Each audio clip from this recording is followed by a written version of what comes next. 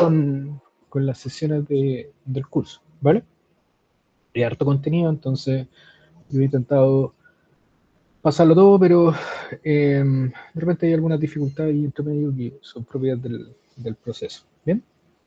Entonces, le damos con la parte de planos topográficos locales, ¿les tinca? ¿Sí? Sí, estoy de acuerdo. Entonces, acá, déjenme compartir la pantalla.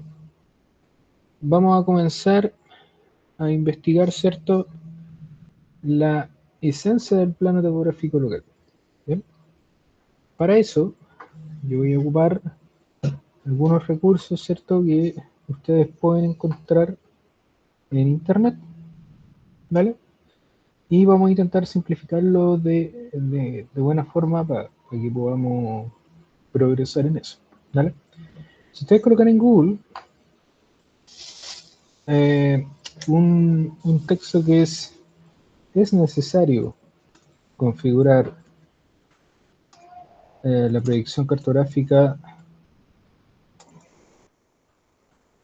en estaciones totales, probablemente les va a salir un aviso como ese de Geocom, ¿vale? ¿Por qué tuvimos que escribir esa cuestión? La tuvimos que escribir en el fondo porque hay un montón de problemas a nivel de ingeniería que básicamente complicaban el uso de instrumentos y también asociaban algunas diferencias a problemas de calibración en los instrumentos, ¿vale? Cosa que en estricto rigor no tenía ninguna relación con ello, ¿vale? El problema básicamente se generaba porque había una confusión tremenda, que todavía la hay, entre básicamente superficies de referencia, ¿vale? El plano que está ahí, esas definiciones, distancia horizontal, inclinada, proyectada y geodésica, son en el fondo superficies donde yo puedo asociar una medida y el resumen que yo puedo hacer de esas cuatro superficies es que esas cuatro distancias de por sí van a ser diferentes, ¿vale? Entonces, esa es la forma, ¿cierto?, que nosotros tenemos de asociar ¿cierto?, esta condición. ¿Por qué es importante eso? Porque tiene mucho que ver con lo que vimos en la última parte de las proyecciones UTM, ¿vale? En el sentido de que cuando uno sale del espacio de las coordenadas geodésicas y se mete en el espacio de las coordenadas proyectadas, proyectan coordenadas y ustedes también hacen esta corrección en la parte vertical, surge un plano que uno ocupa para ingeniería, ¿vale? Los planos que entregaron ustedes, el layer que entregó, por ejemplo, Jaime, justamente hace referencia a aquello, ¿vale? Que tú tenías coordenadas planas y ya teóricamente podéis trabajar sobre una superficie que es plana y todo funciona impecable, ¿vale? ¿Cuál es el problema? El problema está en la imagen de acá. La superficie física de la Tierra, ¿cierto?, va a relatar diferentes tipos de coordenadas, ¿vale? Diferentes tipos de distancia, perdón. Una de ellas puede ser la de I, ¿cierto?, que yo la voy a denominar como distancia inclinada, y también está la distancia horizontal, ¿vale? La distancia horizontal o a la marca va a ser el resultado, ¿cierto?, de este proceso de reducción trigonométrica, ¿cierto?, donde con el ángulo cenital y la distancia inclinada yo puedo tener la distancia horizontal, ¿vale?, que es la que ocupamos básicamente para el cálculo de coordenadas, ¿vale? Entonces, la distancia inclinada entre dos puntos A y B va a estar dada ahí, con la línea roja, ¿vale? Esa es la distancia que toma la estación total, y entendiendo que yo voy a tener alguna altura instrumental, ¿cierto?, algo de ese tipo, también voy a tener la distancia horizontal propiamente tal, que es la distancia azul que está ahí, ¿vale? En la figura está completamente exagerado el diseño, pero la idea de esa exageración, que logren ver la diferencia sustancial, ¿vale? Ahora, ¿cuál es el tema de eso? Eso funciona muy bien en lo que se denomina distancias de terreno, ¿vale? Las distancias de terreno funcionan de esa forma, y ahí nosotros tenemos el concepto de escala 1 a 1, ¿vale? Es decir, la distancia que yo estoy tomando con la estación total es la distancia real en relación, por ejemplo, no sé, si yo quiero replantear algo, las distancias que yo voy a estar tomando van a coincidir con el diseño, si el diseño también está en 1:1, ¿vale? Ahora, la DC, ¿cierto? Que ustedes ven ahí, es la distancia en la proyección cartográfica, ¿vale? Esa distancia en la proyección cartográfica es lo más cercano a lo que nosotros conocemos como distancia UTM, ¿sí? Entonces, esa distancia que ustedes ven ahí, diga Maricel. No, profe, me equivoqué, lo siento. Ok. Entonces, esa es la distancia cartográfica o distancia de la proyección UTM.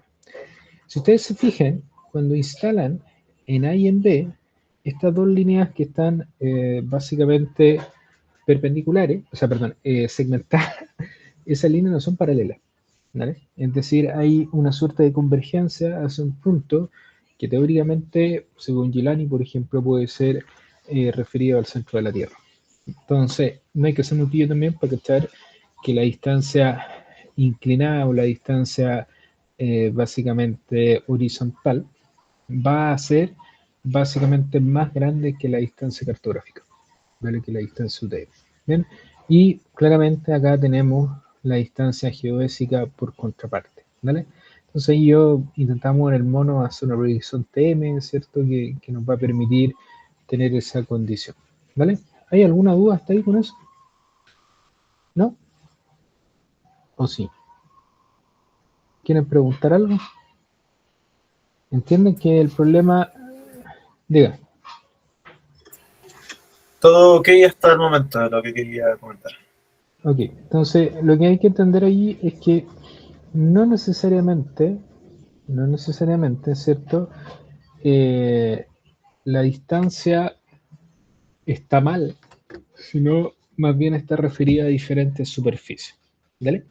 Entonces, hay varias cosas que ahí vale la pena comentar, los conceptos de distancia electrónica, inclinada, horizontal, ¿cierto?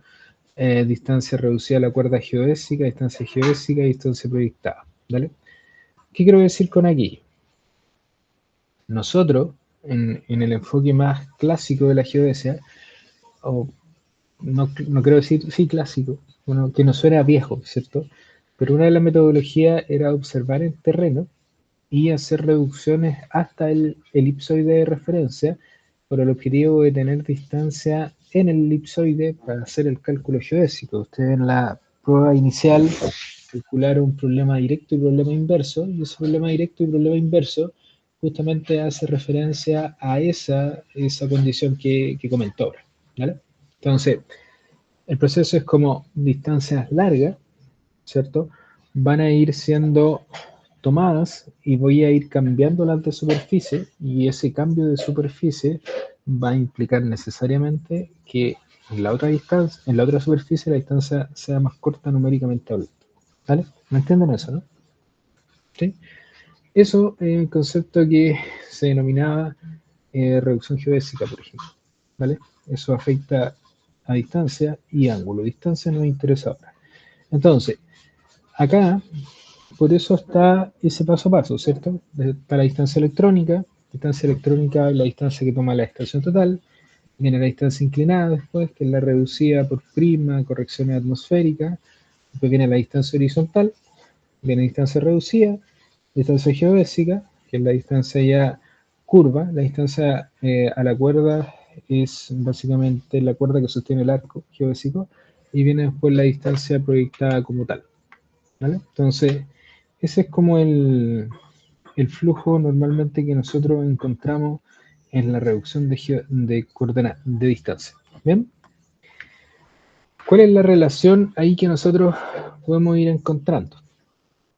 La relación tiene un poco que ver con básicamente enfoques de factor de escala combinado y enfoques de básicamente planos topográficos locales, ¿vale? Son dos salidas, ¿vale? La primera de ellas, que es la que está presente acá entre el factor de escala combinado, lo que hace en el fondo es tomar una distancia UTM y corregirla para que sea compatible con una distancia horizontal. Distancia horizontal recuerden que es la distancia reducida acá en terreno, a partir de una distancia inclinada. Entonces, ¿qué estoy haciendo con el factor de escala combinado? Estoy tomando el plano UTM, con coordenadas UTM, y en el fondo estoy llevando eso a terreno, arriba, ¿vale? Eso es lo que hace el factor de escala combinado. El factor de escala combinado toma una corrección por altura y una corrección, ¿cierto?, por factor de deformación UTM. Ahí vamos a profundizar un poquito más aquí, ¿vale? Y la otra salida, que es la salida más popular, ¿cierto?, es la salida que ofrece el manual de carretera, que tiene que ver con planos topográficos locales, ¿vale? Entonces, para lo que ustedes quieran, la compatibilización de distancia en relación a la técnica que están empleando es necesaria, ¿vale?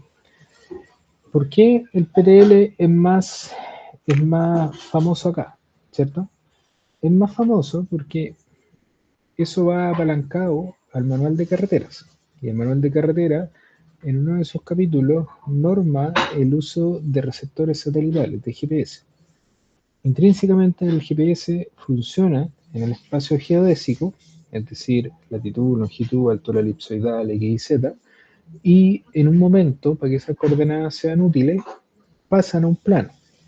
Normalmente al plano que pasan es al plano UTM, pero al pasar al plano UTM se genera un problema asociado, como conversábamos delante, a la distancia y las diferentes superficies a las cuales yo estoy adosando esa distancia.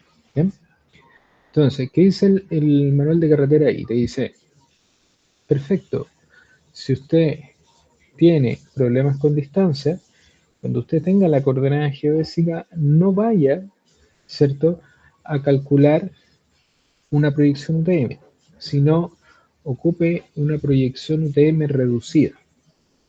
Y esa proyección UTM reducida, inicialmente, el manual de carretera la norma como LTM, Local Transversal de Mercator, LTM, ¿vale? ¿Cuál es la ganada de ocupar una proyección LTM? La ganada de ocupar una proyección LTM es que mejora las diferencias entre una distancia de terreno y la distancia sobre la proyección, ¿vale? Es decir, si por ejemplo tú encontráis diferencias de 1 metro entre la distancia UTM y la distancia de terreno, ese 1 metro, si tú ocupáis en vez de UTM LTM, se reduce, no sé, a 60 centímetros, ¿vale? Estoy dando un valor al aire, ¿cierto? Entonces, lo que estoy diciendo, el mensaje de fondo ahí, es que el LTM busca suplir en el fondo esta falencia de la proyección UTM. ¿Bien? Y por otro lado, el manual de carreteras te dice también que si la proyección LTM no es suficiente, lo que tú tienes que hacer es tomar esa proyección LTM y modificarla nuevamente para llegar a un concepto que se llama PTL. PTL, plano topográfico local, el cual es una LTM con un factor de altura modificado, ¿vale? Entonces, haciendo un review general de la parte de proyecciones. La parte geodésica la tengo que separar de la parte cartográfica, eso ya lo hemos dicho NS, y cuando yo separo eso, normalmente la proyección más genérica, ¿cierto?, es la TM. La TM nosotros sabemos que tiene un meridiano central que no está estandarizado, ¿cierto?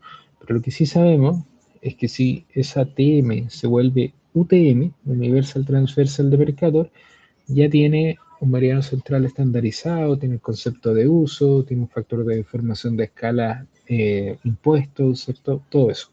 Falso norte, falso oeste, todas esas cosas. Si esa proyección no es suficiente, uno va por la LTM, que normalmente también presenta algunos inconvenientes, por lo tanto no se ocupa mucho, pero lo que sí se ocupa es esta LTM con esteroides, vamos a decir así, modificada, ¿cierto?, que da origen al plano topográfico local, que en el fondo es lo que plantea el manual de carretera. Entonces, en la práctica, la coordenada geodésica, latitud, longitud, altura elipsoidal, cuando tú le aplicáis la proyección cartográfica, tú le aplicáis una proyección cartográfica que ya no te va a entregar coordenadas UTM, te va a entregar directamente coordenadas PTL, ¿vale? Una cosa importante ahí es que desde lo más genérico que sería TM, pasando por UTM, pasando por LTM o LTM-PTL, ¿cierto? En cualquiera de los casos, el modelo de la ecuación matemática que yo ocupo al proyectar es similar. Lo que va cambiando son ciertas configuraciones, ¿vale? Ciertas configuraciones me refiero a ciertos valores, se aplica de diferentes formas, ¿vale? Pero no van a tener que, por ejemplo, crear dos calculadoras, ¿vale? Con una es suficiente y esa una que es suficiente, ¿cierto? Nos va a permitir básicamente trabajar ya sea con UTM, con LTM, con PTL. Por eso, el Excel que yo les pasé, si le ponen atención, en la primera pestaña configuramos el sistema, después las coordenadas, y yo dejo libre las casillas para modificar el factor de escala, falso norte, falso este, meridiano central. ¿Yo por qué dejo eso libre? Lo dejo libre básicamente porque si yo tomo la idea de ir una LTM o una PTL, pongo el mismo input, que son las coordenadas geodésicas, y cambio esos parámetros, y al cambiar estos cuatro parámetros, los falso norte, falso este, meridiano central y factor de escala, las coordenadas resultantes podrían estar inicialmente en UTM, PTL, y podrían estar también en LTM si así lo quisiera. ¿Vale? Entonces, el mismo algoritmo con algunos parámetros que van cambiando. ¿Me entendieron? ¿Sí? ¿Alguien tiene alguna duda ahí? Perfecto. Entonces, ¿por qué la cuestión es crítica? Porque tenemos que buscarle la explicación, ¿cierto?, de por qué hacemos PTL. En el fondo, no sacamos nada con tener mucha teoría, ser capaz en calcular esa cuestión si no sabemos la aplicación. ¿Vale? Piensen en una estructura de esta forma. ¿Vale? Puede ser básicamente, no sé, una U al revés, donde esa U acá abajo, ¿cierto? Va a tener una plaquita y esa plaquita tiene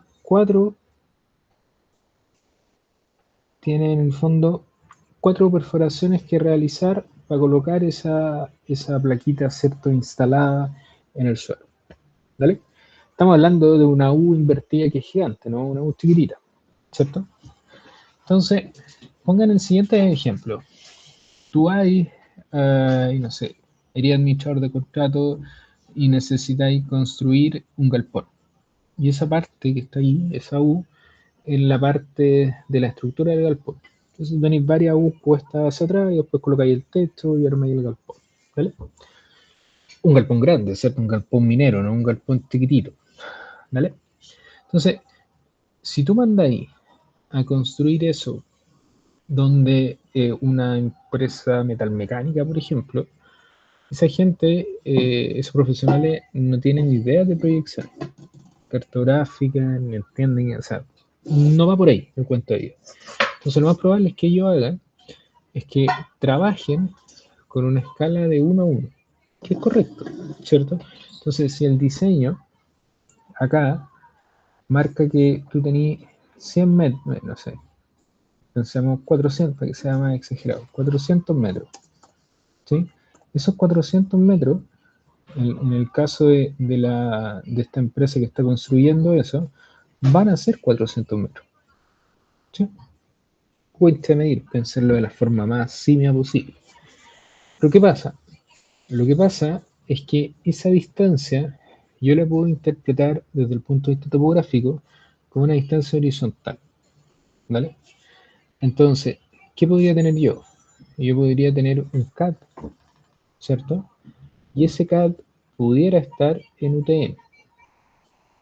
Entonces, acá la persona me va a decir, mire, ahí usted tiene los 4 puntos que ir a replantear con el GPS, ahí están sus coordenadas UTM, yo los voy a ir a marcar, va a ir alguien, va a ir a hacer una fundición chiquitita, ¿cierto? Y la idea es después montar esto acá y perforar, ¿cierto? Y todo lo que ustedes imaginan para que esa cuestión quede firme, ¿vale? ¿Cuál es el problema que se va a generar?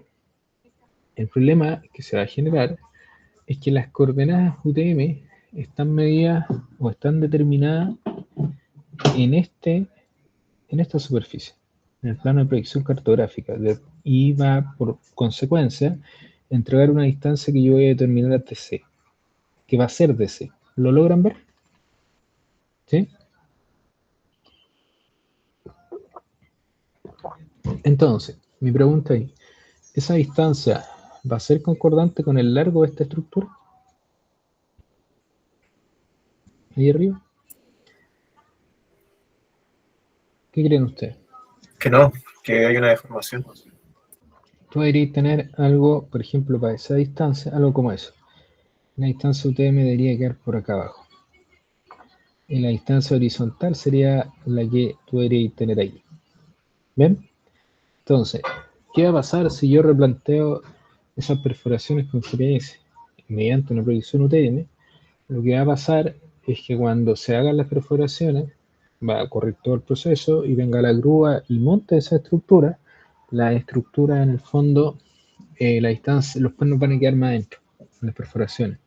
Entonces van a llamar al topo y le van a decir, o al geomensor que está a cargo del topo, y le van a decir, oiga, la distancia le quedó más corta. Entonces ahí las explicaciones que comienzan a surgir son, no, que el instrumento no está bueno, que el datum, que lo que sea, pero en el fondo no es un problema geodésico, es un problema cartográfico que afecta a la ingeniería. ¿Vale? ¿Todos lo logran ver eso? ¿O hay alguien que no lo logre ver? Me interesa saber eso. ¿Sí? Nivaldo, Maricel, ¿lo ve? Bien. Fabuloso. Entonces, si ustedes logran ver eso, va a hacer mucho sentido, ¿cierto? Y es completamente necesario que yo, en ese caso, no ocupe la proyección UTM, ¿vale? Que lo que haga es ocupar una salida que puede ser una PTL, ¿cierto? O inicialmente una LTM. Nada, yo les voy a tirar ahí un les voy a tirar un tip, ¿vale?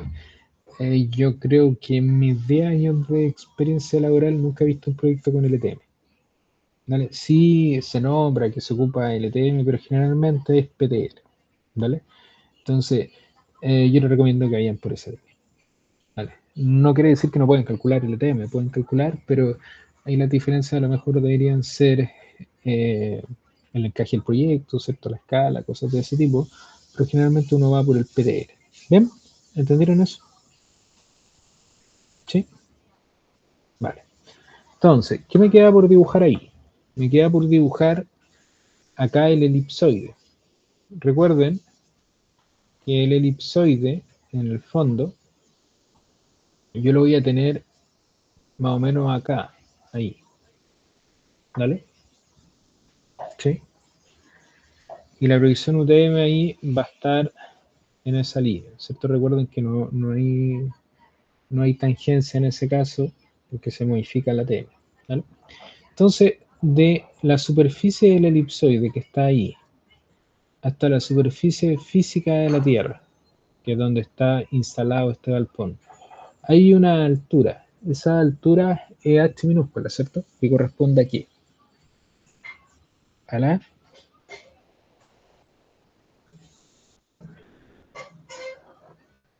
¿Aquí corresponde a qué altura?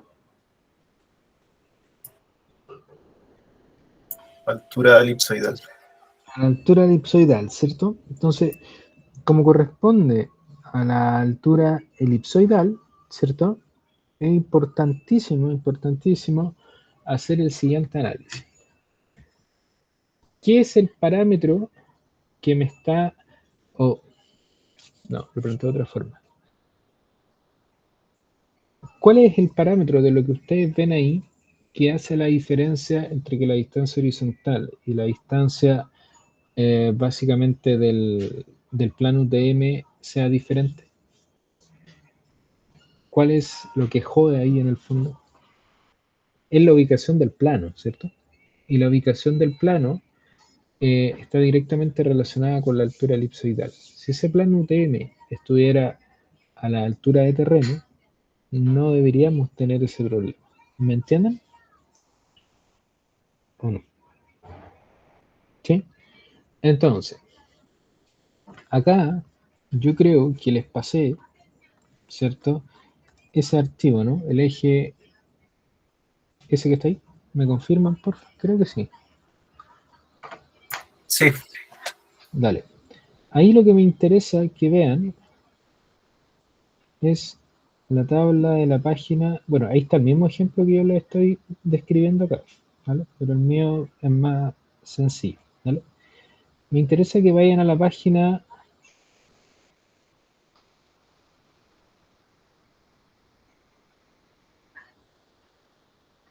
a la página 27, por favor, si es que lo tienen a mano, ¿vale? Entonces, ¿qué dice ahí esa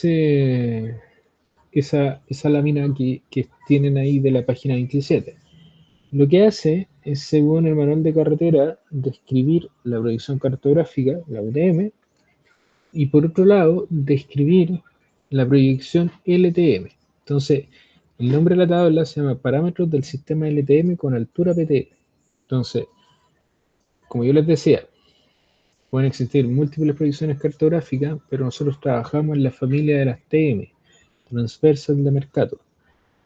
Transversal de Mercator es como la top, después viene esta estandarización con la UTM, y después ya hay dos opciones, LTM por sí sola o LTM-PTL. LTM-PTL es una LTM, de nuevo, que tiene algunas modificaciones que la tornan PTL. ¿Vale? Entonces, ¿se acuerdan el concepto, por ejemplo, de ancho de uso? ¿Sí? Recuerden que son 360 grados y está a cada 6 grados, por lo tanto hay 60 usos, ¿cierto? ¿Sí? Y el ancho del uso está estandarizado para la producción UTM en 6 grados, ¿vale? Y el meridiano central, ¿cierto? Es fijo, entendiendo el uso en el que tú estés, ¿vale? Por otro lado, también tenemos un factor de escala, un K0, que es el 0996, y ese K0996 es el factor por definición en el meridiano central de una proyección UTM. Bien, también hasta ahí, ¿cierto? No hay ninguna duda con eso. ¿No? Y bueno, tenemos parámetros de falso norte, falso este y todo ese tipo de cosas. ¿Cierto? ¿Bien hasta ahí? Sí, maravilloso. Entonces, ¿qué vendría siendo o qué estaría haciendo la diferencia acá? Cuando yo hablo de LTM-PTL, fíjense que el ancho del uso, ¿cierto? Disminuye a 1 grado, ¿vale? Entonces, al disminuir en a un grado, perdón, quiere decir que yo cubro menor extensión de terreno, en el sentido este-oeste. ¿Lo logran ver? ¿O no? ¿Sí? ¿Me entendieron esa parte, muchachos? Dale. Maricel, ¿entendió esa parte? Vaga. ¿Lo demás? Evaldo, Felipe, no sé quién más está. ¿Dale? Si entendieron esa parte, está perfecto, ¿vale? Hay menos cobertura, ¿vale? Y también hay dos parámetros adicionales o 4 parámetros más que se modifican. Vamos a partir por lo más fácil, falso norte y falso este.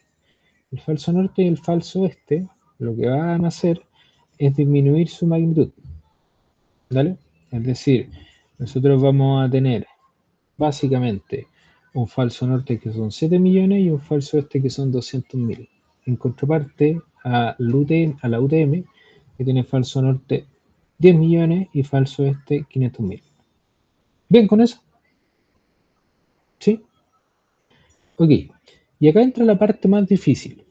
La parte más difícil apunta a que usted, la longitud que define el meridiano central, no tiene un valor estandarizado. Eso depende del proyecto en el cual ustedes estén trabajando, ¿vale? La única condición que plantea en este caso, ojo, el manual de carretera, es que esa longitud que ustedes vayan a ocupar tiene que ser un múltiplo de 25. Es decir, puede ser 70, 70-25, 70-50 y lo que sea. ¿Me entendieron? ¿Sí? ¿O no? Bien. Y la otra parte que tiene relación con lo que yo explicaba acá, tiene que ver con ese H, ¿cierto?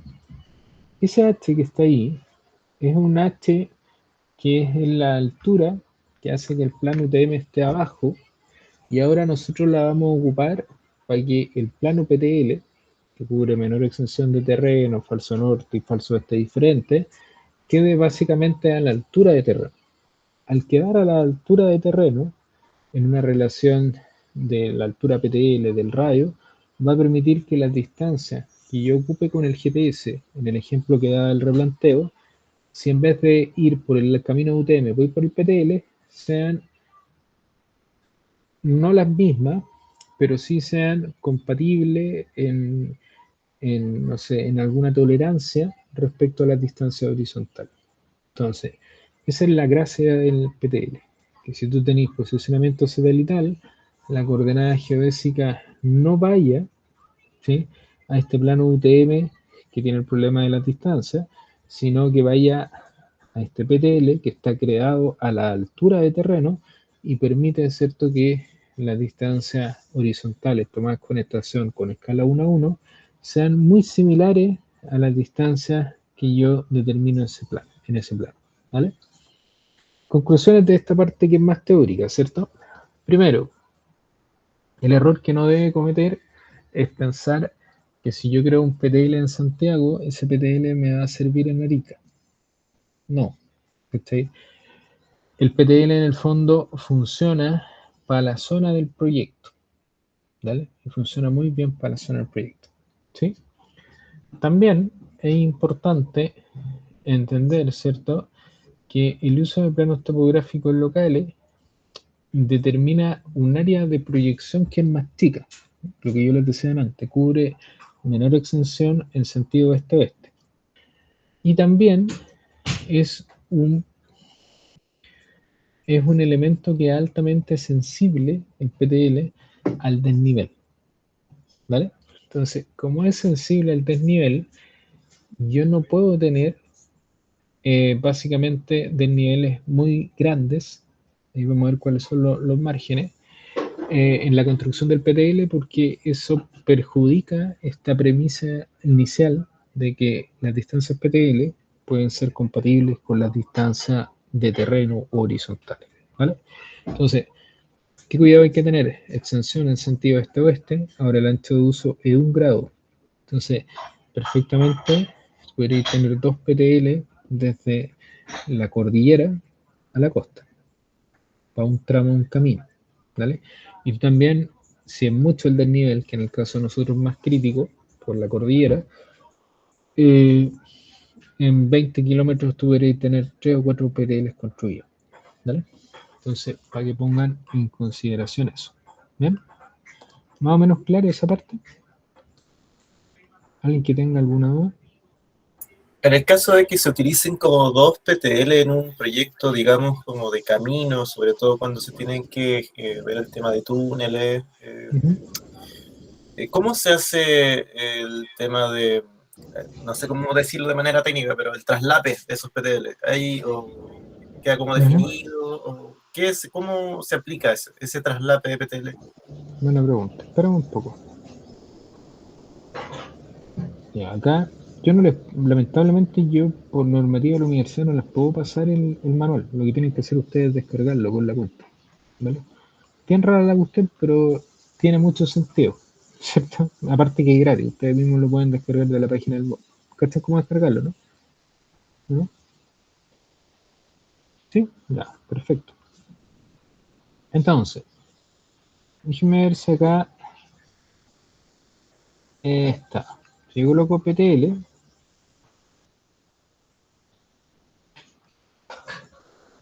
debería llegar ahí al plano topográfico local, ¿cierto? Y puedo seguir buscando.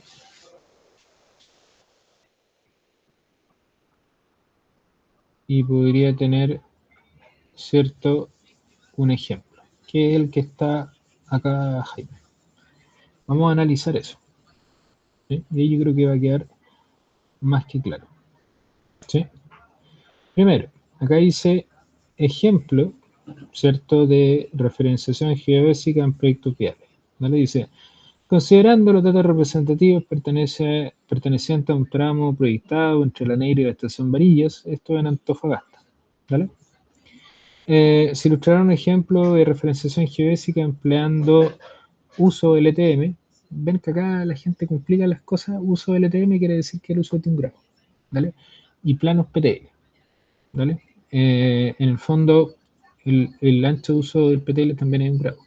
Este tramo cubre una distancia aproximada de 140 kilómetros en sentido este-oeste, que es donde yo le decía que era más crítico, y las alturas van de los 400 metros, que es lo más cercano a la costa, o a la Negra en el fondo en este caso, y van hasta los 3.100 metros sobre el nivel medio del mar, ¿vale?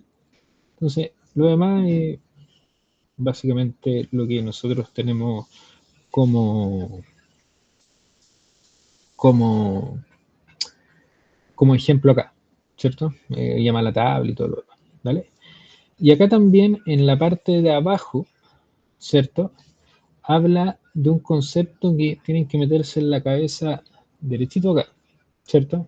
Que se llama 1.20.000, ¿vale? Ahí van a cachar que es 1.20.000, ¿vale? Ese 1.20.000, ¿cierto? Tiene que ver con un concepto de tolerancia, que lo vamos a explicar en breve. Pero me interesa ver el dibujo de acá primero, ¿vale? Entonces, comienza La Negra hasta el camino y llega acá a Varillas, ¿sí? Parte en el PK0, 10, 20, 30, 40 y son 140 kilómetros de camino. Si ustedes ven acá, no pesquen las líneas rojas todavía, acá ustedes tienen el perfil longitudinal, ¿cierto?, de este camino, desde el PK0 hasta el 140. ¿Lo logran ver o no?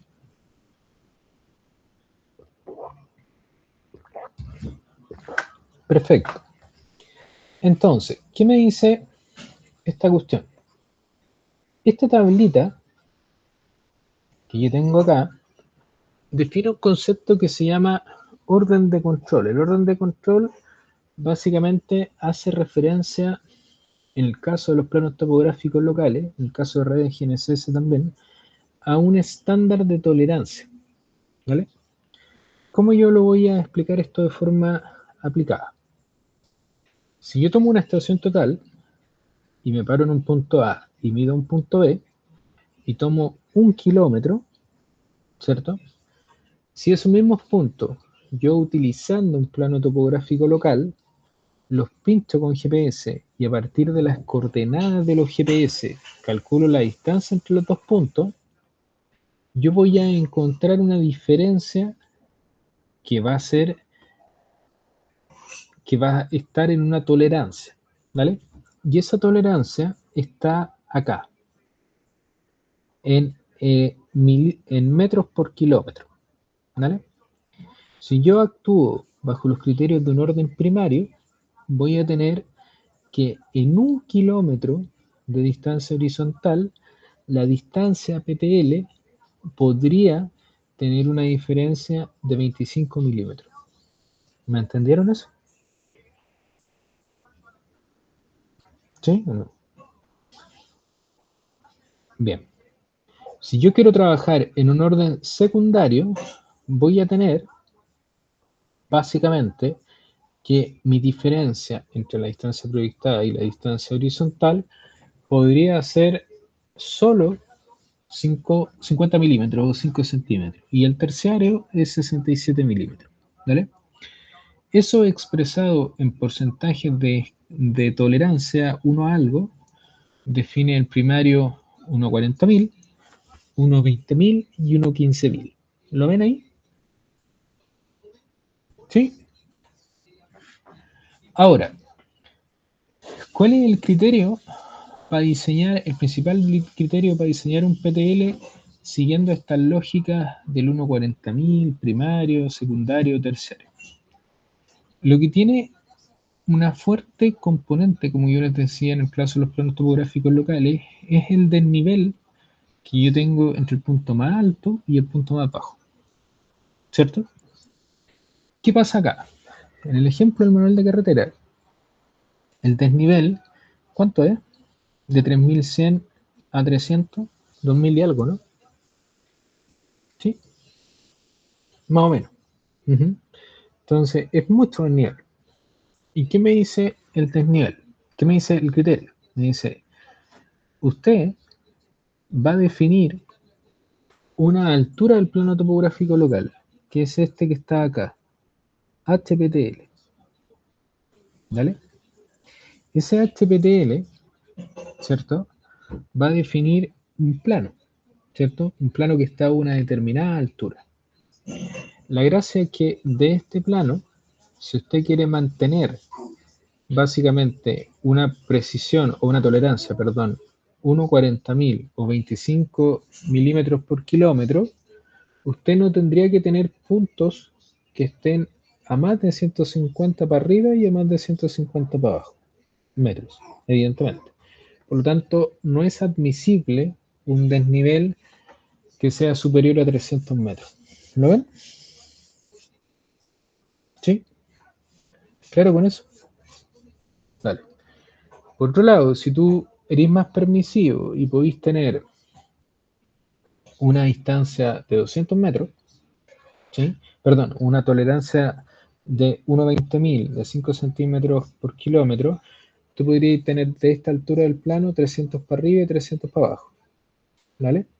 Y así sucesivamente 400 para arriba y 400 para abajo, o del nivel de 800 metros en el caso de un orden terciario. Entonces, para ejemplificar por última vez, si yo creo un plano topográfico local con tolerancia 1.15.000 y respeto los 400 metros para arriba y 400 metros para abajo, mi tolerancia me va a decir que un metro de distancia, perdón, sí, me va a decir que 1 kilómetro de distancia horizontal con estación total va a diferir en aproximadamente 67 milímetros con 1 kilómetro determinado sobre el plano topográfico local. ¿Bien? ¿Sí? ¿Claro eso? ¿Nadie tiene duda ahí? Ok, maravilloso. Con eso ya explicado, ¿cierto? Podemos volver al ejemplo que está acá. ¿Vale? Fíjense lo siguiente. Ahí, en el ejemplo, se habla de trabajar básicamente con una tolerancia 1.20.000. ¿Vale? Y acá se habla también de un orden de control secundario, que es el 1.20.000. ¿Vale? Acá también se habla de 1.20.000. ¿Sí? Entonces, fíjense qué va a pasar acá.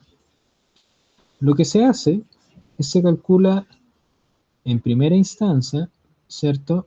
Un desnivel admisible, y ese desnivel, como la negra está a 414 metros de altura, se fija para básicamente 300 metros, o sea, se baja un poco más, ¿vale? Esa bajada no implica un cambio sustancial en el resultado, ¿vale? Se acostumbra a dejar un poquito más abajo, al entero más cercano abajo, ¿vale? Múltiplo de 100. Entonces, como es 414, quedan 300. ¿Me siguieron hasta ahí? ¿Sí? Entonces, ¿qué te dice el criterio? Si usted tiene básicamente un nivel más bajo que es 300, su altura debería ser 600 metros y ese plano topográfico local funcionaría hasta los 900 metros. ¿Me siguen? ¿Sí? Entonces, fíjense acá. De el 600 para abajo hay 300 y del 600 al 900 hay 300. Entonces, yo estoy cumpliendo con ese criterio y ese criterio el 1/20.000 del orden secundario, ¿vale? ¿Qué pasa acá? Pasa que cuando yo llego al pK más allá del 65, por ejemplo, ya ese punto que está en ese pK está a más de 300 metros. Por lo tanto, si yo quiero mantener la tolerancia, voy a tener que necesariamente idear una estrategia para crear otro plano. ¿Me siguen hasta ahí? ¿Sí? Y ahí yo creo uno entre los 900 hasta los 1500. Entonces, plano topográfico local 2 con el mismo criterio que habíamos conversado delante, ¿cierto? Porque de 1200 a 900 para abajo, ahí están los 300 y hasta el 1008 hasta el 1500, perdón, están los 300. Entonces ahí está el plano 2. Y el análisis es así sucesivamente hasta abajo, hasta arriba, perdón. ¿Bien? Ahora, ahí también, ¿qué pasa acá? Si se fijan, en esa zona, el plano topográfico local 2 y el plano topográfico local 3 tienen la misma altura, ¿no? ¿Están de acuerdo conmigo? ¿Y quién me puede explicar por qué tienen la misma altura? ¿O es coincidencia, no? Some ideas? Any ideas?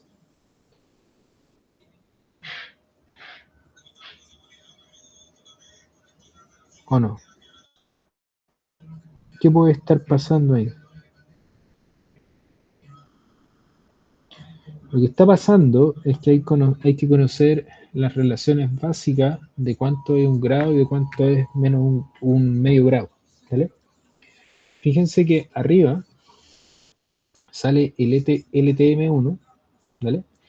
Y ese LTM1 tiene desde el PK 0 al PK acá más o menos 100 y algo, ¿cierto?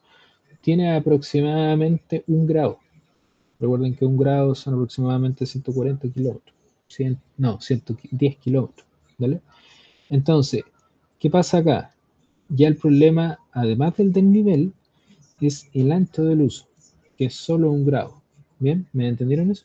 Entonces, en ese caso ya no es un problema de nivel, sino más bien es un problema de básicamente lo que yo comentaba del ancho del uso. Y así sucesivamente ustedes continúan haciendo los planos topográficos para arriba. Entonces, fíjense acá, está la tabla de resumen. El PTL con altura de 600 va del 300 hasta el 900, 900, 1500, 900, 1500, ahí se repite ese mismo, ¿cierto? Pero cambia el PK por el ancho del uso, ¿vale? Y ahí también van teniendo, ¿cierto? Diferentes, básicamente, meridianos centrales que está acá en el uso del LTM número tanto. ¿Bien? Entonces, ahí el PTL a la cota 1200 tiene que dividirse por existir un cambio de uso, es decir, ya pasamos el grado. ¿Bien? Entonces, respondiendo a la pregunta de Jaime, ¿qué se hace tradicionalmente en las zonas de traslape? Que son estas que están acá. Lo que se hace es que, como normalmente esto se aplica en caminos de obras viales, al transversal, al longitudinal del eje, ¿cierto? Se van colocando los puntos. Intervisible cada 500 metros, eso lo preguntan con el profe de Instram, que es el Galvez, el Christopher Galvez, ¿vale?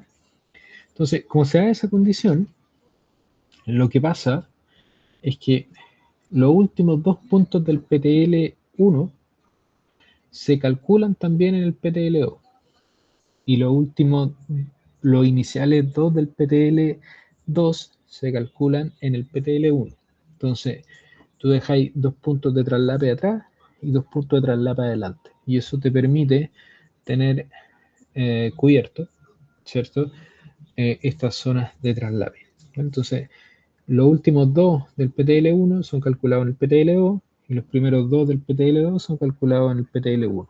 Entonces ahí tenéis el traslape en las dos proyecciones. ¿Bien con eso? Sí, ¿Entendieron? esa zona de traslape como por el punto de atrás y el punto de adelante, aproximadamente como ¿cuánto en distancia es? Lo que pasa es que va a depender en qué parte del tramo estés, porque como te decía, eso tiene que ver con la distribución de los puntos. Los puntos a lo largo del camino que sirven para hacer el PTL están distribuidos cada 500 metros, son intervisibles. Entonces, en el peor de los casos, podría tener 1000 metros. ¿Vale? Ese es el foco. Tenés dos acá, están separados 500 metros, de acá a acá y de acá a acá, no, 500 metros, menos. ¿Sí? Eso no debería ser más que eso. Punto de traslape. ¿Bien? ¿Entendieron eso? Es con lo último, Jaime, y como está normado cada 500 metros, ese es el máximo valor que podría tener. Sí, pues es zona de traslape. ¿Entendieron eso? ¿Hay alguien que tenga alguna duda ahí? No. Break. ¿Sí? Break. 15 minutitos. Y volvemos ahí con un ejemplo y después vemos otra parte de transformaciones y lo demás. ¿Vale? 15 minutos, nada más que eso, por favor. ¿Vale?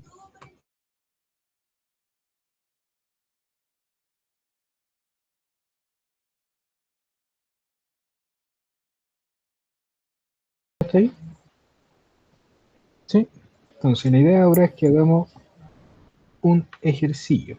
¿Vale? Entonces, ejercicio. Y acá vamos a ocupar dos cosas. Primero, vamos a ocupar un CSV. Eso se los compartí, creo, ¿no? Sí, creo que sí. Y vamos a ocupar también la calculadora que muy amablemente les pasé, ¿cierto? Profe, un alcance, es que creo que nos envió ese archivo Excel de PTL Academia, no sé si estaría equivocado, algún compañero lo tiene ese archivo, no lo puse. No, se los mando al finalizar la clase. Así que se lo voy a mandar, no hay problema. ¿Vale? Tranquilidad. Entonces, voy a borrar todo lo que está ahí para no tener nada. Entonces, fíjense lo siguiente. Acá yo tengo, en el lado derecho, un levantamiento GNSS, ¿vale? Ahí está la latitud, la longitud y la altura elipsoidal, ¿vale? Y básicamente lo que yo quiero hacer es un plano topográfico local. Para poder hacer ese plano topográfico local, ¿cierto? Lo que yo voy a hacer inicialmente es definir una altura promedio. Entonces, esa altura promedio va a venir a solucionar el tema de determinar SHPTL, ¿vale? Acá, lo que yo voy a hacer es calcular el máximo, o el H máximo, y básicamente el H mínimo. Con eso de ahí, le doy igual, max, de acá, selecciono todo eso, y selecciono también básicamente el H mínimo, ¿cierto? Que va a estar dado por esos valores que están ahí. ¿Lo logran ver? ¿Sí? Entonces, ¿qué cosas puedo sacar ahí? Acá, yo puedo cachar que el desnivel va a ser en el fondo los 712 menos 710. Entonces tengo 2 metros de desnivel. Si tengo 2 metros de desnivel, ¿en qué categoría podría entrar ese plano topográfico local? ¿Uno 20.000, uno 40.000, uno 15.000? ¿Qué creen ustedes? Jueguensela con algo. No sean tímidos. ¿Es poco o harto desnivel? 2 metros. Muy poco. Poco. Entonces, en ese sentido, ese desnivel estaría dentro del margen de, acá ustedes pueden ver, más o menos 150. Eso quiere decir que el levantamiento que yo tengo, que es de un área chica, ¿cierto? Básicamente considera todos los puntos a más de 150, a menos de 150 metros. Por lo tanto, ese desnivel indica que yo ya podría trabajar en 1.40.000. No necesito ¿cierto? Básicamente hacer ningún tipo de separación de PTL en el entendido que cumpliría con 1.40 pilas. ¿Entendieron? ¿Sí? Entonces, ahora el tema es cómo calcular acá la altura de ese plano, ¿vale? Vamos a hacer dos caminos. El promedio yo lo puedo tomar acá, ¿vale? Entonces, ahí está el promedio de el H. Entonces vamos a llamarle H promedio. ¿Clarito hasta ahí? ¿Sí? Y ahí también yo sé algunos parámetros como el falso norte y el falso oeste. Falso norte son 7 millones y falso oeste son 200.000, ¿cierto? ¿Bien con eso? Sí. Y ahí también, si ustedes analizan la fórmula, sale un R. Ese R puede ser aproximadamente 6378. ¿Vale? Uno podría ocupar el radio medio gaussiano también, que viene de la teoría de GeoS. Ustedes lo calcularon ese. En uno de los scripts yo se los pasé, el RM, que es la raíz de n por m. ¿Vale? Eso lo calcularon a inicio del semestre. Pero de momento, para no complicarnos con eso, vamos a ocupar el 6378. De hecho, hay muchos proyectos que ocupan eso, ¿vale? Independiente de que se pueda hacer lo otro, ¿vale? Entonces, allí ya yo tengo varios parámetros predefinidos y lo que me quedaría es el meridiano central. El meridiano central está asociado a la latitud y la longitud. ¿Qué creen ustedes? Longitud. Longitud, ¿cierto? Entonces ahí también puedo sacar el promedio. ¿Vale? Y si yo saco el promedio de las longitudes, voy a tener un valor promedio. Y el análisis que yo debería hacer acá es ver si yo determino ese meridiano central, si las longitudes, ¿cierto?, van a estar a más o menos de medio grado. Entonces yo puedo hacer S menos el que está acá, ese fijo evidentemente, para que yo pueda hacer la reducción completa. Y si arrastro para abajo, se van a dar cuenta que los valores son demasiado chiquititos, ¿no? ¿Sí? ¿Están de acuerdo conmigo? Entonces eso quiere decir que ese meridiano central que yo estoy tomando es completamente candidato a que yo pueda ocuparlo como meridiano central. Entonces, de esa forma bien simple, yo he creado los parámetros necesarios, básicamente acá, por ejemplo, para tener una altura promedio, para tener un falso norte, un falso oeste, y para tener un meridiano central. ¿Vale? Entonces, ¿cómo funciona la salida ahí? ¿Cierto? Funciona de la siguiente forma. En esta calculadora que yo les pasé, usted dice las coordenadas geodésicas están en circa, usted ingresa las coordenadas, y acá, usted en vez de ocupar 0996, voy a pintar eso, ¿cierto? En vez de ocupar 0996, usted va a calcular el KH, que es el factor, el K0, que es de formación de escala, como básicamente radio más la altura promedio que ya analizamos dividido en radio. ¿Bien? Y ese es el factor de formación que usted pega ahí. El meridiano central, usted lo determinó acá, lo pega acá, y el falso, este falso, va a ser 200.000 y 7 millones. Con eso que está ahí, cualquier coordenada que usted meta acá, por ejemplo, ET0 algo, y usted coloca los valores, va a generar una coordenada acá que va a ser en el orden del PTL. Ya no va a ser una coordenada 6 millones y algo y todo lo demás. ¿Vale?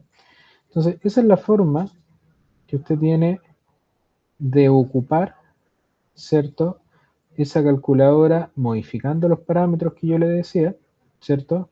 Y ingresando las coordenadas geodésicas acá con esos parámetros que están ahí. ¿Me entendieron? ¿Sí? ¿O no? Muchachos. ¿Sí? Dale. Entonces, ya que entendieron, vamos a hacer lo siguiente. Para ir acotando el área, ¿cierto?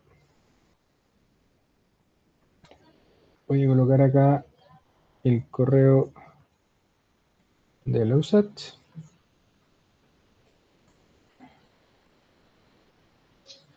Y responder a todos. Estimados, para el CCB adjunto, calcular un PTL. Entonces, ahora ya tiene Maricel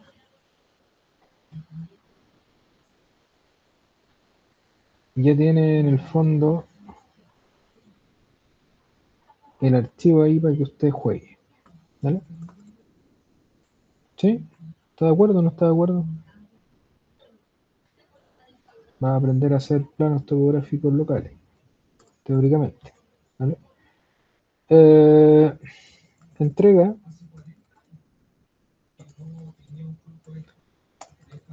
domingo 26 de julio en formato Word. No, Excel. Solo eso. ¿Estamos claros? ¿Sí? ¿Alguien tiene alguna duda con la instrucción? ¿No? Perfecto. Entonces, se fue. Ahí sí, señorita Maricel, ¿está contenta con el PTL? ¿O no? Va a poder trabajar con eso. ¿Sí? Ok. ¿Entendieron eso? Entonces, ¿qué cosa tiene dificultad acá? Esos valores lo tienen que pasar a grado minuto segundo para ingresarlo en la calculadora que yo les pasé la otra vez. ¿Vale? ¿Bien con eso? ¿Sí? ¿Qué cosas les tengo que puntualizar ahí para que pongan ojo? Todavía no tienen el ramo de obras viales, ¿no? No, pues me imagino que les queda más adelante todavía va a hacer eso. ¿Sí? Ese ramo lo hace el Christopher Galvez. El Christopher básicamente, o sea, no básicamente, sino en su expertise, ¿cierto? Les va a mostrar un software que se llama Instram. Que ese software aborda otra parte del manual de carreteras que tiene que ver con el diseño geométrico. Ahí ustedes van a poder calcular, no sé, clotoides, bombeos, curvas de transición, curvas verticales. Van a poder diseñar a partir de un levantamiento de eso. ¿Vale? Entonces, ¿por qué es importante esta parte? Porque cuando el Christopher les pase datos o levanten datos para proyectar un camino, por ejemplo, ustedes se van a dar cuenta de lo siguiente. Él de los parámetros del PTL le va a decir, ya, parámetro, o sea, perdón, tolerancia 1/20.000. Tolerancia 1/20.000, usted va a decir, 5 centímetros por kilómetro de diferencia. ¿Entendiste la parte geodésica? Está perfecto, ¿vale? Y después él, ¿cierto? Te va a decir una cuestión que es más compleja de entender. Te va a decir, no, más compleja, más sencilla. Te va a decir, el meridiano central tiene que ser múltiplo de 25. Y eso yo también se lo dije antes.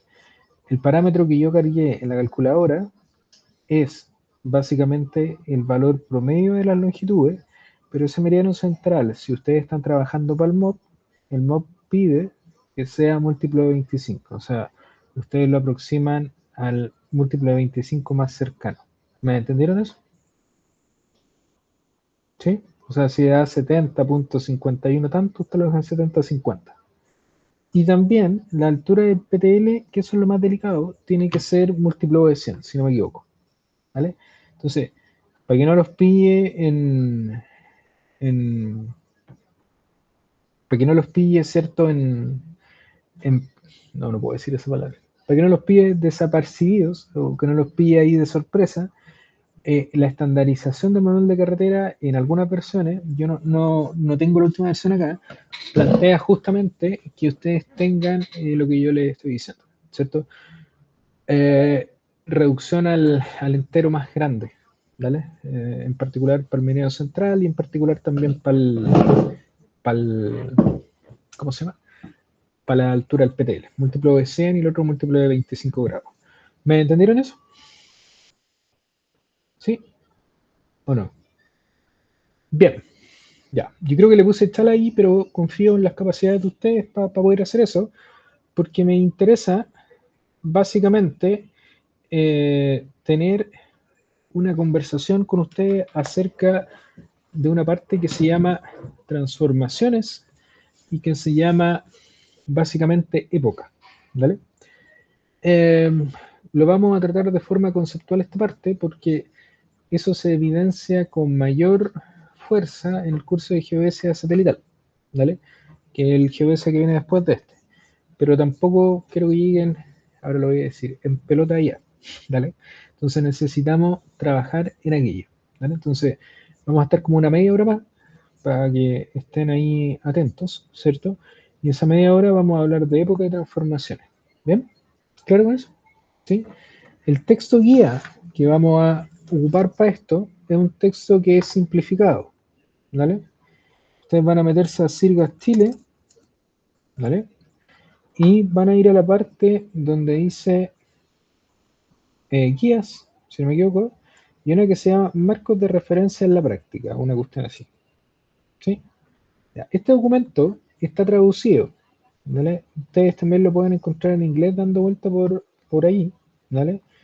La traducción no tiene grandes problemas, ¿vale? Así que no le hagan el quite. Pero a mí lo que sí me molesta es la forma que está impreso, ¿vale? Se llama Reference Frame in Practice, ¿vale? Reference Frame in Practice. Ya, es el mismo, ¿cierto? Pero acá, no, esta versión está. Quédense con el que está nomás, porque había una versión que era de una hoja. Acá la versión de 2 hojas a mí me genera algún problema para leerlo, pero da lo mismo. Entonces, ¿dónde tenemos que conversar acá? Lo ideal es que ustedes se traigan leído para la última clase, ¿cierto? Para la siguiente clase, se traigan leído al menos el capítulo 2, 3 y 4. Ya, les estoy pidiendo de la página 11 hasta la página 21, 10 hojas. No les estoy pidiendo un libro completo, ¿vale? Ojo con eso, ¿vale? La parte de sistemas de altura, ahí el 5 lo dejo abierto a que lo puedan leer, pero ya vimos cómo corregir en el fondo. Y la parte de transformación de Atom, ¿cierto? Y transformación de datum no estático sumado a la parte ¿dónde está ahora? De tipos de datum es lo que tenemos que ver ahora, ¿vale? Acá, en el 4, ¿vale? Entonces, ¿cómo vamos a comenzar esta parte? ¿Vale? Yo creo que si puedes leer las 60 hojas, bien, porque no es tan difícil tampoco entender ese documento. Está más reducido, tiene referencia a buenos libros que pueden echarle una mira. Vamos a ocupar un sitio que se llama Sirgas y vamos a ocupar el que está almacenado, el que está alojado, perdón, en la página del TUM. El TUM es la Universidad Técnica de Múnich. ¿Sí? Vale. Y acá yo les voy a plantear la siguiente duda, ¿cierto? Hay un mapa con estaciones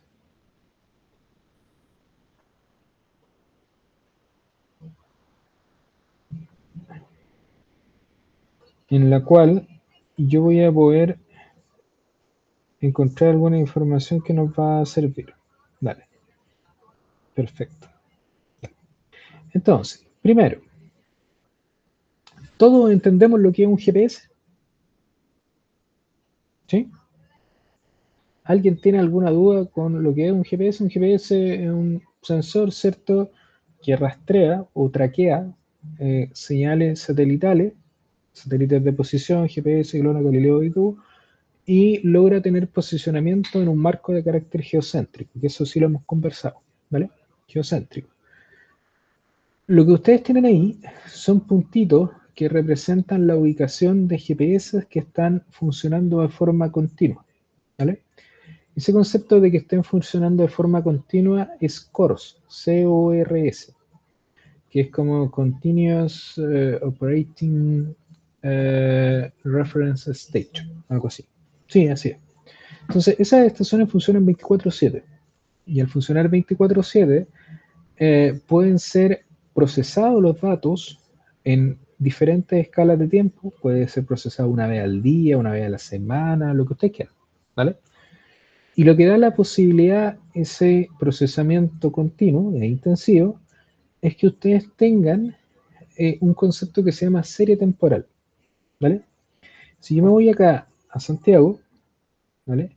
Voy a encontrar en Santiago, en Colina, una estación que se llama Sant, ¿vale? Que está en Peldewa, ¿sí? Esa estación funciona bajo este concepto de estación activa o estación corso, que mide 24/7, ¿vale?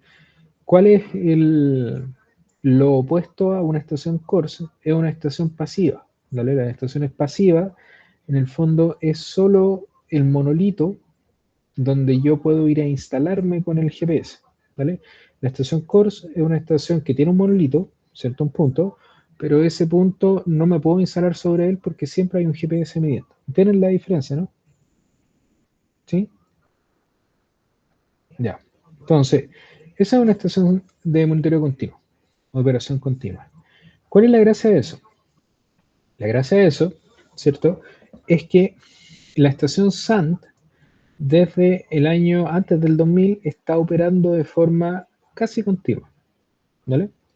Y que está operando de forma casi continua me permite tener muchas soluciones, entiéndase como el cálculo de la coordenada, y ese cálculo de la coordenada evidencia en el tiempo que existen deformaciones en la corteza terrestre que hacen que la coordenada se mueva, ¿vale? En resumidas cuentas. Entonces, esos gráficos, si nosotros suponemos algo de carácter estático, sería una línea horizontal, pero acá yo les estoy demostrando con evidencia, ¿cierto?, que no es así y que ustedes lo que tienen son estaciones que se están moviendo con parámetros de velocidad, aceleración, ¿cierto?, que son de otro análisis, pero va por ahí. ¿Me entienden eso? ¿Sí? Más o menos clara esa parte. Dale. Entonces, ¿dónde podemos hacer algunos análisis toros? Primero, la estación tiene una latitud, una longitud y una altura elipsoidal, y acá lo que se hace es algo que se conoce como un sistema geodésico local, es decir, a esa latitud, longitud y altura elipsoidal se le asocia una coordenada horizontal 0,00 y las variaciones de las coordenadas en el tiempo se ven como incrementos respecto a este 0,00. Por eso parten todas en 0, ¿cierto? Y van avanzando básicamente con incrementos respecto a esa posición. Ese sistema, que es un sistema local geodésico, da como origen norte, este y una altura o un APO, ¿vale? En la próxima sesión, con ayuda del MATLAB, yo les voy a enseñar a calcular estos sistemas que apretar los dos botones en el fondo. ¿Bien? Entonces, ¿qué cosas importantes podemos ver ahí? Hay tendencia en desplazamiento, ¿cierto? Acá está en sentido, por ejemplo, norte-oeste, norte-este, este-oeste y el up para arriba y para abajo. ¿Vale? ¿Claro eso? ¿Sí? ¿No hay dudas con aquello? Perfecto. Entonces, primero, si ustedes se fijan, en el año 2010, acá, hay lo que se conoce como un salto. ¿Vale? Ese salto corresponde al terremoto. ¿Vale? Entonces, acá, si yo mido de aquí a acá, hay un desplazamiento y acá también hay un desplazamiento. ¿vale? Por eso la caída es tan abrupta, ¿bien? Esa parte de ahí, de la serie temporal, donde hay muchas posiciones, ustedes tienen tendencias, efectos cíclicos, efectos no cíclicos, cambio de antena del receptor que modifican la posición un poco también, y en el caso más terrible, terremoto, ¿vale? Entonces, si ustedes analizan ahí, hay desplazamiento en algunos sentidos, ¿cierto? Y acá también en el app hay una variación, pero normalmente en este tipo, o sea, no normalmente, en este caso, el terremoto desplazó, pero no hizo esto, ¿cierto? Con tanta magnitud como en los otros casos, ¿bien? En la nueva posición, la tendencia se mantuvo. Si se fijan, acá va subiendo, acá también va subiendo, pero claro, desde otra posición porque hubo un movimiento brusco, ¿vale? Y acá llegando al 2013 hubo un periodo que la estación estuvo inhabilitada, por lo tanto no hay data. Lo ven ahí, ¿cierto? ¿Bien? Y posteriormente ya se recuperó y tenemos datos hasta el 2026. ¿Bien? Entonces, yo les pregunto ahí, ¿la coordenada es fija en el tiempo de una estación? No. No, ¿cierto? No es fija en el tiempo. Entonces, ¿dónde entra la problemática acá? La problemática entra en cómo nosotros, ¿cierto?, logramos en alguna medida lidiar con eso como geomensores. ¿A qué me refiero con eso? Si yo, por ejemplo, comienzo un proyecto el 2016, ¿vale? Y ese proyecto yo lo voy a medir hoy día de nuevo, existe, no existe una posibilidad. Es evidente que va a haber un cambio en la posición, ¿vale? Entonces, ¿cómo yo lo relaciono eso con geodesia satelital, que es el curso que viene? Ustedes lo que van a tener es que el Daniel, ¿cierto?, va a enseñarle a procesar datos. El Daniel, sequísimo para eso, ¿cierto? Procesar datos en el software, todo lo demás. Y en un momento él les va a decir, ya muchachos, está la teoría, ¿cierto? Vamos a comenzar a procesar, tengo que fijar una coordenada, ¿vale? Y esa coordenada probablemente va a provenir de un certificado de coordenadas.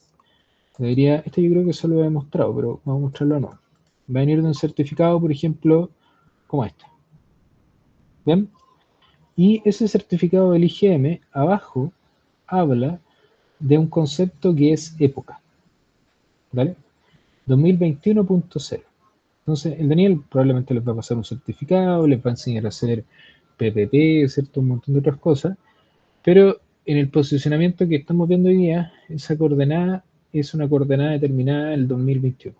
Y ustedes ven, o en el 2016, está lo mismo para cuando sea, y ustedes ven que en el 2021 al 2025 la coordenada se está moviendo. Entonces, si esa es la coordenada base de un levantamiento, implica que todo su levantamiento va a quedar desplazado, ¿cierto? Entonces, ¿dónde puede estar el problema ahí a nivel de ingeniería? Que ustedes calculan una red GNSS, de GPS, la época está en 2021 y después alguien que no sepa venga y les diga, oiga, yo medí el 2026 y su trabajo está malo porque los puntos están desplazados 5 centímetros cada uno. Y usted quede en pelota, diga así, chuta, me equivoqué, voy a revisar el procesamiento. En verdad, para evitarse eso, uno tiene que, básicamente, cada vez que haga un levantamiento GNSS, adicionar la época. Y la época la da, en todos los casos, el certificado de coordenadas con el valor que está acá, donde dice la época del levantamiento. En este caso, 2021.0. ¿Vale? Dicho eso, usted no puede hoy día como geomensor, y menos de los USAT, entregar coordenadas que no tengan referencia a UTM, ¿cierto? La proyección, por ejemplo, el datum, que es CIRGAS normalmente, ¿sí? CIRGAS Chile en este caso, y tiene que adicionar la época. Si usted no hace eso, está frito. ¿Bien? Ahora, ¿cómo ustedes lidiarían con ese cambio de coordenadas? Porque las coordenadas van cambiando de una estación, de un punto de control. Una de las salidas es decir o hacerse el leso y decir que nada se mueve, que todo permanece fijo, ¿vale? Y la otra salida es más directa, la otra salida es asumir o adoptar ese desplazamiento de la coordenada en el tiempo. Pero ¿cuál es el problema de ambos casos? Veamos ventaja y desventaja. Si usted mantiene una coordenada en el tiempo, usted se está comiendo la deformación que hay, que ya evidenciamos que existe. Entonces, no es el mejor camino. Y por otro lado, si usted asume que la coordenada, ¿cierto?, se está desplazando, ¿cierto?, usted entraría en una dinámica donde no me podría decir cuál es su coordenada fija, porque en este caso, por ejemplo, el gráfico yo le estoy mostrando, las coordenadas las calculan semanalmente. Entonces, el proyecto dura 6 meses, 6 por 4, 24, usted no me puede dar 24 coordenadas del punto de control de su proyecto. Usted se tiene que quemar con uno, ¿vale? Entonces, esas son dos eventualidades que complican la existencia de cualquier proyecto de ingeniería, y ahí el concepto de la época cobra real importancia. ¿Por qué? Porque si en el ejemplo que yo les daba delante alguien me reclama, yo lo primero que le voy a decir de vuelta, perfecto, pero mi set de coordenadas está calculado en 2021, en época 2021. Y tu coordenada está calculada en el 2026. Si tú sabes de, este concepto se llama geodinámica, si tú sabes de geodinámica como yo sé, entenderías que la coordenada va cambiando en el tiempo. ¿Me entendieron eso? ¿Sí? Dale. Entonces, ¿por qué les muestro eso? ¿Y por qué me doy esa vuelta? Porque en este documento habla de marcos de referencia nacionales, globales y regionales. ¿Sí? Lo que me interesa acá, para explicar yo, porque lo demás lo tienen que leer, es el concepto de tipos de datos. ¿Vale? Ese concepto de tipos de datos suele ser una materia de conflicto a nivel geodésico. De hecho, en ocasiones mucha gente tiene problemas grandes al debatir esto porque no lo entienden como tal. Este es uno de los enfoques que hay, ¿vale? Pero hay 10.000 enfoques más, ¿vale? Este autor, en este documento, define 3 tipos de datos o 3 tipos de marco de referencia, ¿cierto? Uno lo define como estático, que era el ejemplo que yo les decía antes, en el cual básicamente la coordenada está fija y yo asumo que no se movió en el tiempo, con todas las desventajas que eso puede tener. Y el otro caso es que él habla de un datum de carácter cinemático, que ese concepto de cinemático, esa característica de cinemático, implica que las coordenadas van cambiando constantemente. ¿Bien? Entonces, en primero de los casos, él define el concepto de datum geodésico estático, después él define el datum cinemático, ¿vale? Y entre medio nosotros deberíamos tener una solución intermedia, valga la redundancia, que logre en el fondo vincular la parte cinemática y la parte estática. Eso es lo que plantean estos dígitos. ¿Cómo se aborda eso? ¿Vale? De este gráfico que ustedes tienen acá, ¿se podría estimar con esa información cuánto se mueve una coordenada en el tiempo? ¿Qué creen ustedes?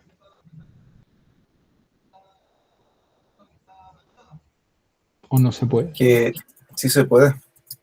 Sí se puede, justamente. ¿Y por qué sí se puede? Porque tú tenés desplazamiento en el tiempo. Y eso es... ¿Cómo se llama? Velocidad. Velocidad, ¿cierto? Entonces, acá, justamente, hay un modelo que se llama VEMOS. Y si usted le coloca Velocity Model, debería tirarlo a esa página, ¿vale? Entonces, ¿cómo funciona el VEMOS? Si yo vuelvo acá, ustedes se fijan que si yo le quito zoom, hay varios puntos en Sudamérica. Pensemos en Sudamérica, ¿no? ¿Cierto? Esos puntos tienen mucha información de desplazamiento en tiempo. Por lo tanto, uno puede estimar la velocidad de esos puntos en el tiempo. ¿Bien? Entonces, si uno tiene la velocidad y la velocidad la asume como constante, velocidad por un delta tiempo entre el 2008 y el 2009, por ejemplo, el punto se ha movido tantos metros. ¿Cierto? Esa es como la lógica. Entonces, con todos esos puntos que están ahí, lo que se hace es generar un modelo. Y ese modelo, el resultado es una grilla que cubre Sudamérica, en este caso estoy ejemplificando acá nomás, y sobre cada una de esas grillas, los nodos permiten conocer en esa región el desplazamiento, ¿vale? Y ahí, ¿cómo funciona eso? Mediante una sencilla interpolación, ¿vale? Entonces, ¿por qué va esa explicación? Porque el punto medio entre un datum estático y uno cinemático, de acuerdo a lo que plantean estos autores, es decir, mire, yo voy a básicamente definir una época de referencia para mi levantamiento, onda 2025, ¿cierto? Entonces tú decís, ya, perfecto, 2025, pero va a comenzar a pasar el tiempo y voy a poder llegar al 2030. Cuando la persona mida en el 2030, va a encontrar, evidentemente, alguna diferencia respecto a las coordenadas del 2025. Entonces, ¿para qué va a servir este modelo de velocidades? Para intentar explicar esa diferencia en términos de cómo se está moviendo la zona donde tú tenías el levantamiento, ¿vale?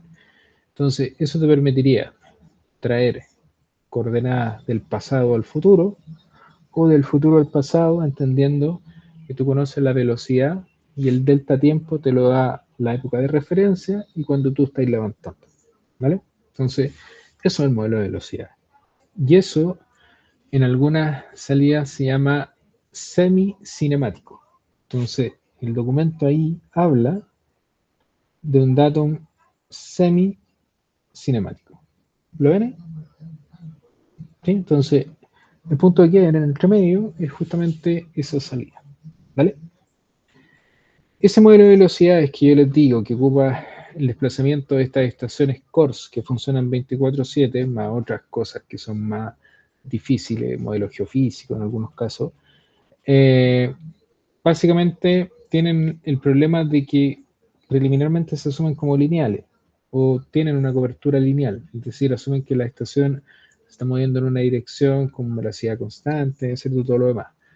Pero ya se ha demostrado que, por ejemplo, en la zona de subducción de Chile, ustedes van a tener comportamientos que no van a ser lineales y a lo mejor el modelo no es tan bueno para predecir una posición en función de que la velocidad, ¿cierto?, apunta por otro lado. O sea, la dirección con la velocidad van por otro lado, ¿vale? Entonces, esa es una de las complicaciones de los modelos de velocidad. Ahí también hay modelos de deformación, donde la diferencia entre la velocidad y la deformación es que la velocidad asume movimiento a largo plazo y la deformación es para cortos periodos de tiempo, ¿sí? Entonces, en ambos casos, eso podría ser ocupado bajo un enfoque semicinemático, ¿vale? Que esa es la salida, por ejemplo, que tienen algunos países. Es decir, defino una época cero, comienzo a trabajar, si hay deformación, un terremoto, aplico un modelo de velocidad o de deformación y logro recuperar, ¿cierto?, la coordenada en la época que corresponde. ¿Me entendieron más o menos? Que les recomiendo que echen una mirada, ¿cierto?, al documento. Ahora, ¿cuál es el problema fundamental ahí? El problema fundamental de, de las soluciones cinemáticas, por ejemplo, que se tornan poco manejables a nivel de ingeniería, ¿vale? Entonces, la semicinemática viene a abordar lo mejor de las dos y suplir lo malo de las dos, ¿vale? Ese es como el approach que ambos tienen, ¿bien? Con eso, el mensaje final, yo creo que la parte de transformaciones la vamos a tener que ver en el siguiente módulo. Con eso, en el fondo, lo que les quiero decir es que tienen que poner ojo con el Daniel, no es mala, ¿cierto? Pero cuando él hable de época, a eso se está refiriendo, ¿vale? Y la validez de la coordenada va a estar asociado justamente a aquello, al momento en que yo estoy levantando. El concepto de época los tienen que captar como calcular el 00, el 55, que sea de repente, o lo que sea, que es la correspondencia del día del año. Pero también eso no tiene una escala de funcionamiento libre, o sea, periódica. La época en geodesia de repente se dan en diferentes situaciones, por ejemplo, para los ITRF o para las soluciones de Sirve Stile, que no siempre tienen una regularidad. Entonces eso también, al momento de hacer geodesia occidental, lo tienen que considerar. ¿Bien? ¿Qué tienen que leer para la próxima vez que nos veamos, que no sé cuándo es, el martes que viene parece, o el sábado habíamos quedado, no me acuerdo ahí muy bien, tienen que leer el capítulo de transformaciones, que con eso ya cerramos esa parte y ahí ya podemos cerrar por fin el curso. ¿Estamos? Sí. Mientras tanto, tienen que hacer el trabajo que les mandé. Esta parte era más como informativa para que lo tuvieran claro para el recurso que viene. ¿Vale? Bien. Profesor, Diga.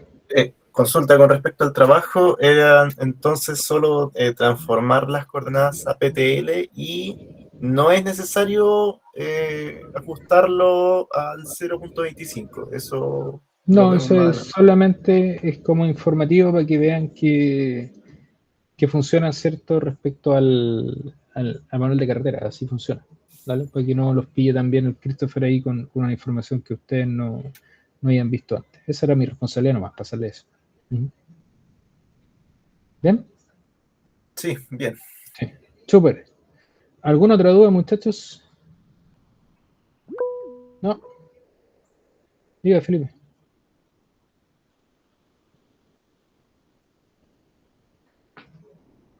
¿Tiene pregunta o no tiene pregunta, Felipe? ¿No? Ok. Entonces, si no tiene nada que decir, Felipe, estamos listos, ¿no? Eso, muchachos, que descansen. Nos vemos ahí. Coordinó con Maricel la otra sesión y Maricel la informa oportunamente, ¿vale? Que estén muy bien, que descansen. Adiós, buenas noches. Chao.